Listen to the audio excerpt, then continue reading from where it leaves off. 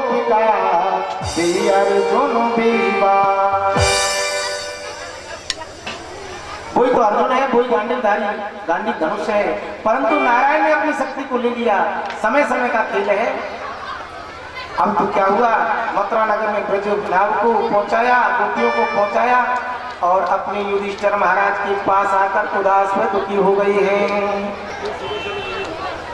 और उदास व दुखी होकर के भगवान कहने लगे, दयालु कलयुग का प्रारंभ हो गया है, द्वापर का अंतिम चरण हो गया है, हमको परम धाम को जाना चाहिए। हे राजा परीक्षित, आपका राज तिलक किया और वे जितने भी पांडव थे, पांचों पांडव थे, द्रौपदी को लेकर के हिमालय में जाकर के गल जाते हैं, परम धाम को चले जाते हैं।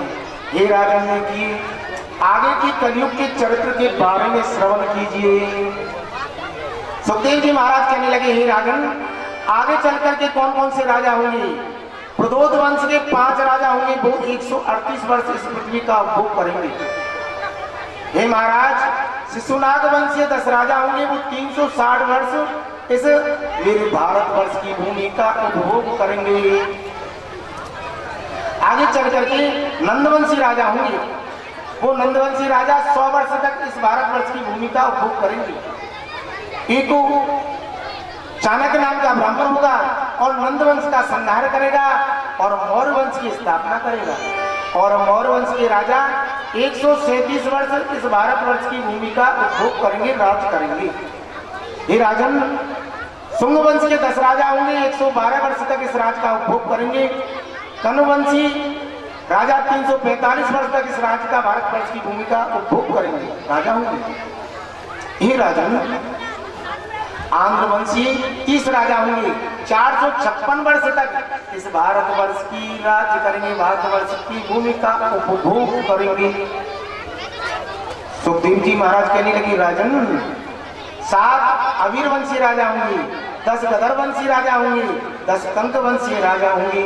इससे चल करके फिर क्या होगा, चौहानों का पृथ्वीराज चौहान, उस पृथ्वीराज चौहान किससे तुर्कों से हार जाएगा। मोहम्मद गौरी का राज तुर्कों का राज होता है, 14 तुर्क मलिच्छों का राज है, 14 मुसलमान राज्य हुए, 14 राजा हुए, 10 गौरंडों का 10 गौरंडों का राज्य बताया है भागवत में।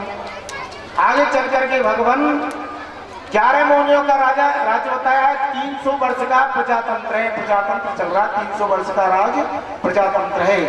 प्रजातंत्र नष्ट होने के बाद में ये हमारा राज्य छोटे छोटे राज्यों में विभाजित हो जाएगा। मुट्ठी भर नाज जिस पर होगा वही राजा हो जाएगा, ऐसी स्थिति हो जाएगी। मनुष्य की आयु 30 वर्ष की हो जाएगी, 30 वर्ष में ही क्या करेगा, संतान उत्पन्न करेगा, बूढ़ा होकर के और परम धाम को चला जाएगा, जोजरू के पेड़ के नीचे बैठ जाएगा, ऐसी स्थिति हो जाएगी।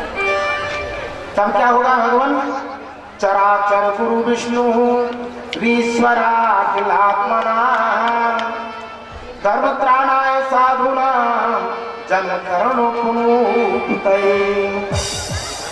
एक संभल नाम के गांव में एक विष्णु यश नाम का ब्राह्मण होगा और उस विष्णु यश ब्राह्मण के यहाँ भगवान क्या करेंगे, वो ब्राह्मण 12 हाथ गड्ढा खोद करके नीचे पृथ्वी पर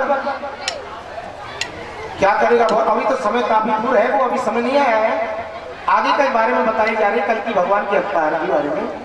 ब्राह्मण परमपिता परमात्मा मेरे नारायण को पुकारेगा।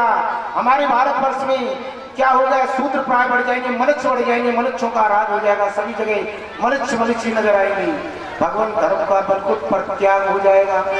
अरे अपने मंदिर में विजय घंट बजना बंद हो जाएगा, गंगा मैया को यूं ही उठाने लग जाएंगे, गंगा मैया को भगवान किसी प्रकार से भगवान मान नहीं रखेंगे।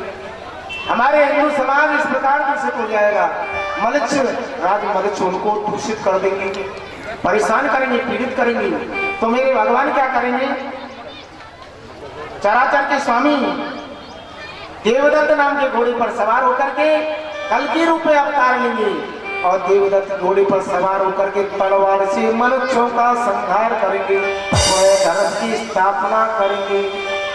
अश्वासु मयारो यह देवदत्तम जगतपति असना साधु दमनश्च ऐश्वर्य गुणान्वितः।